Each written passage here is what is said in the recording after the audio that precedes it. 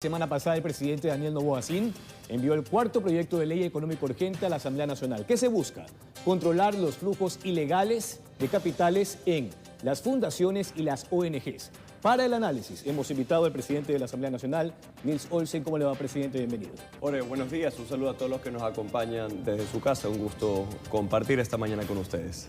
Gracias a usted por aceptar esta invitación. Bueno, ¿cómo se busca articular este control? Porque mucha gente ha dicho, a ver, se quiere observar el trabajo de las fundaciones que en principio tienen un fin social, ¿no? No tienen un fin de lucro.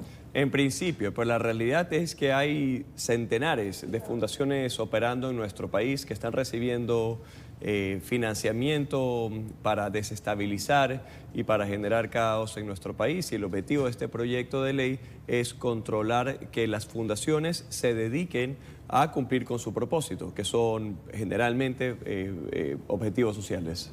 Ahora, se busca monitorear, auditar, pero también exigir informes periódicos de sus operaciones, conocer qué se hace con esa plata, porque el presidente hablaba no solamente de minería ilegal, sino también del financiamiento para calentar las calles o desestabilizar al gobierno.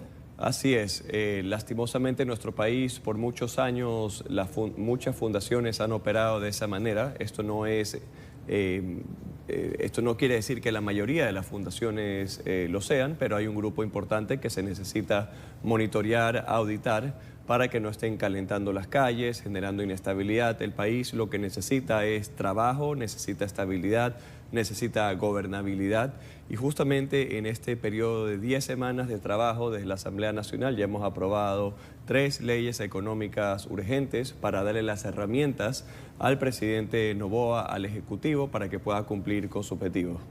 Un poco para ir ahondando en el tema de esta ley de las fundaciones y las ONGs, también se conoce que al menos 61.000 organizaciones sociales están activas y que se busca con este texto, con esta ley, que el Ministerio de Gobierno se encargue de crear un sistema unificado de información de estas organizaciones. Claro, será el Ministerio de Gobierno quien tendrá que auditar, revisar la operación y el trabajo que están haciendo las fundaciones en nuestro país y de esa manera asegurarnos que las fundaciones estén cumpliendo con su objetivo social y que no estén recibiendo financiamiento no solo nacional, sino también financiamiento internacional para calentar las calles de nuestro país. Ahora, presidente, desde algunos sectores se ha cuestionado el hecho de que también se incluya el aumento de la tasa de un impuesto que se cobra por los dividendos para socios y accionistas, que pasaría del 10 al 12%. De manera paralela también se incluye un impuesto que iría desde el 0.75 hasta el 2.5%, pero para las utilidades acumuladas no distribuidas. Eso en la práctica tiene el sustento para que desde el sector empresarial se señale que atentaría contra la inversión o al menos contra lo que se busca en el país, ¿no? Generar más empleo. Claro, Jorge. Bueno, aquí hay que tener en cuenta que si este proyecto de ley ha incluido un artículo tributario, que no es un impuesto nuevo, es porque el Ejecutivo, el país, lo necesita. El trabajo de la Asamblea Nacional es recibir estos proyectos de ley y que cumpla con el proceso democrático con un solo objetivo: fortalecer los proyectos de ley para que el Ejecutivo tenga las herramientas y pueda cumplir con sus objetivos. ¿Significa que esto podría modificarse, presidente, en el trámite con la comisión pertinente? Esto significa que todo proyecto de ley que entra a la Asamblea Nacional se fortalece escuchando a la sociedad civil, escuchando a los empresarios, escuchando a las fundaciones para que este proyecto de ley salga de la mejor manera posible. Recién el día viernes el CAL abocó conocimiento de esta cuarta ley económica urgente. Fue asignada a la Comisión de Desarrollo Económico, que la preside Valentina Centeno, y esto tendrá que cumplir su ciclo democrático para tener un buen proyecto de ley cuando se apruebe o cuando se debata en el Pleno. Bueno, sin duda un proyecto de ley muy importante, presidente, porque según el secretario de Integridad Pública, José Julio Neira, al menos 15 millones de dólares obtienen cada una de estas organizaciones, y son un poco más de 61.000, y anualmente podrían mover hasta 300 millones de dólares. Se lo dijo la semana pasada en una entrevista. Ahora, hablando de estas leyes, presidente, de la ley de solidaridad nacional, de inteligencia, también la última de integridad pública, esta cuarta que está en ciernes, Hay más de 20 demandas en la Corte Constitucional y la semana pasada había mucha expectativa en torno a lo que puedan decidir los 9 magistrados sobre esas demandas. Se especulaba sobre una posible suspensión de este efecto jurídico. ¿Cuál es la expectativa que tienen ustedes allí en la Asamblea Nacional? Jorge, yo creo que cuando el Ejecutivo, el Legislativo logran trabajar en conjunto y se cumplen varios objetivos. Aquí podemos ver buenas cifras de reactivación económica con la aprobación de 3 leyes económicas urgentes que fueron enviadas por el presidente Noboa a la Asamblea. Según el SRI hay un crecimiento del 23% de ventas si lo comparamos de enero a mayo de este año versus el año anterior. Y si vemos la cifra del Banco Central del Ecuador, hay un incremento en el primer trimestre del PIB del país del 3,46%. No solo que se han aprobado 3 leyes económicas urgentes, pero se han tratado 9 proyectos de ley dentro de la Asamblea, de los cuales 2 han sido archivados y 7 han sido aprobados dentro de la Asamblea. Respecto a las inconstitucionalidades que han sido... las demandas que están las demandas de inconstitucionalidades dentro de la Asamblea, de los proyectos de ley, esta Asamblea va a defender cada punto y coma de cada uno de los proyectos de ley, porque esto es una Asamblea que está completamente conectada con las necesidades del país y vamos a hacer lo que sea que haya que hacer para darle la seguridad a todos los ecuatorianos. ¿Cómo controlar finalmente a las mafias hospitalarias, presidente? Hay una investigación que se lleva a cabo en la Comisión de Fiscalización. Se escuchó en su momento a Daniel Salcedo en esa comisión, ha entregado información de acuerdo a lo que ha señalado el presidente de esa comisión, Ferdinand Álvarez. Pero en la práctica quizás hay que pensar en una ley, en un proyecto de ley para poder neutralizar esas filtraciones en el sistema de compras públicas, particularmente en la salud pública, tanto del Ministerio de Salud Pública como los hospitales del IES. Bueno, en este momento la fiscalización se está llevando adelante no solo por la comisión de Ferdinand Álvarez, que tiene la comisión de fiscalización, sino también por el presidente asambleísta Reyes, que tiene la comisión de salud y ha anunciado que seguirá haciendo, empezará a hacer una rutina de fiscalización con el resto de los asambleístas que conforman la comisión de salud. Sé que el presidente Daniel Noboa está trabajando también con Google y también con una plataforma que se llama HealthBird para poder gestionar de mejor manera los turnos dentro de los hospitales y también la compra de los medicamentos para mejorar la red de salud pública en nuestro país. Ahora, en los casos Progen y ATM, hablo de la adquisición de estos generadores térmicos de energía durante la crisis por el estiaje. Eso está en manos de la Comisión de Transparencia. Sin embargo, pues la semana anterior, el asambleísta de la oposición, Franklin Samaniego, estaba informando que ha presentado que en la Fiscalía se genere un proceso de actos urgentes. Es decir, que ha solicitado actos urgentes ante la Fiscalía para que también se incluyan en estas investigaciones a la ministra actual de Energía y también al actual ministro de Transporte y Obras Públicas. Pero si se supone que hay un proceso en la Comisión de Transparencia, ¿cuál es la lógica de que se pida o se exija que se los incluya a ellos en una investigación penal que lleva a cabo la Fiscalía? Bueno, esa pregunta se la tiene que hacer el asambleísta Samaniego, que está llevando adelante esas acciones, pero yo lo que le puedo decir desde la Asamblea Nacional hay un proceso de fiscalización que se está llevando adelante por la asambleísta Diana Jacome en la Comisión de Transparencia.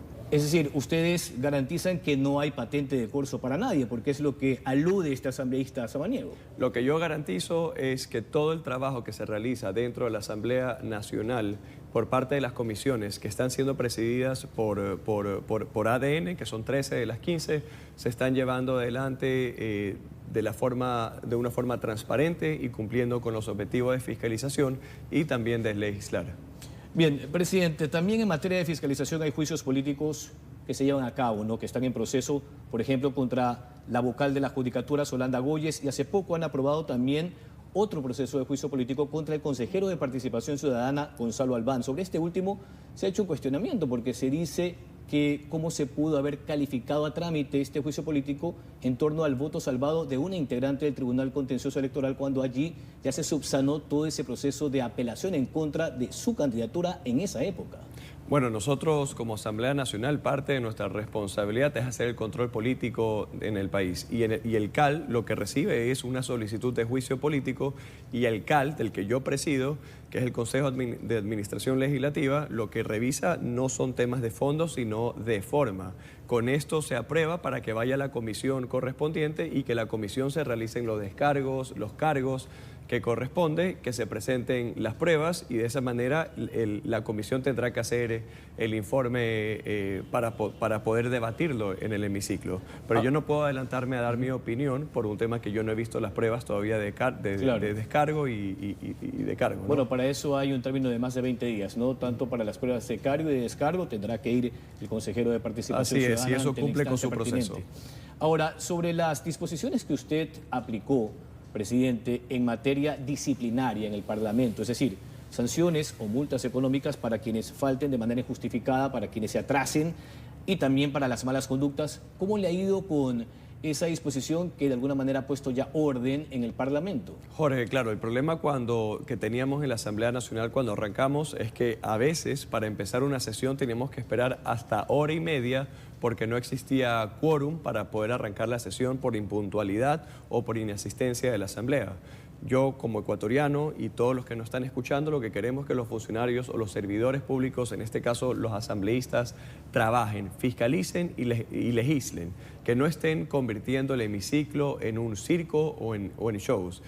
Y para mí era importante entrar, marcar la cancha bien marcada y establecer que las personas que no llegan a tiempo, no son puntuales, se los multa inmediatamente. Las personas que no asisten, se los multa también si es que no titularizan a su alterno. Porque muchas veces prefieren dejar la silla vacía que titularizar a su alterno porque no hay buenas relaciones interpersonales o por cualquier otra cosa. Ya son más de $70.000 que la Asamblea Nacional ha dejado de pagar a los asambleístas por ser impuntuales o por simplemente no presentarse al hemiciclo. Ahora, usted también dispuso una nueva normativa para evitar que familiares de los asambleístas sean parte de los equipos.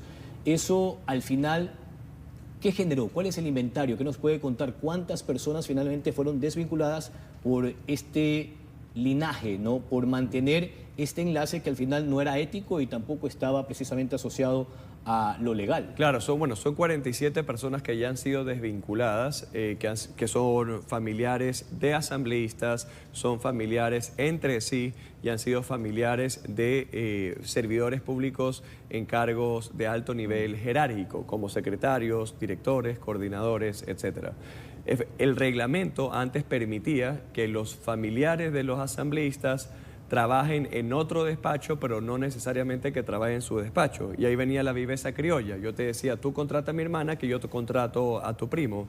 Y de esa manera se hacían los canjes, porque en la realidad mi hermano trabajaba en mi despacho y tu primo trabajaba en el tuyo, pero estaba en mi nómina y mi familiar estaba en tu nómina. Eso se acabó. Los familiares de los asambleístas no solo que no pueden trabajar en su despacho, sino que no pueden trabajar en ningún espacio dentro de la Asamblea Nacional. Y lo mismo se ha aplicado con servidores públicos, porque había muchos asambleístas que tenían, por ejemplo, hermanos contratados.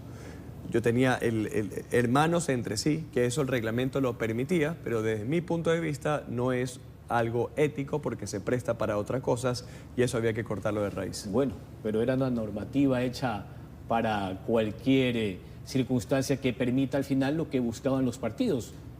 Usted ha señalado claramente, cambiamos esta norma que antes lo permitía, pero era para que todo el mundo quizás haga lo que le dé la gana, ¿no? Así es, y hoy la Asamblea Nacional se convierte en la institución pública más estricta en cuanto a la contratación de familiares dentro del mismo espacio de trabajo.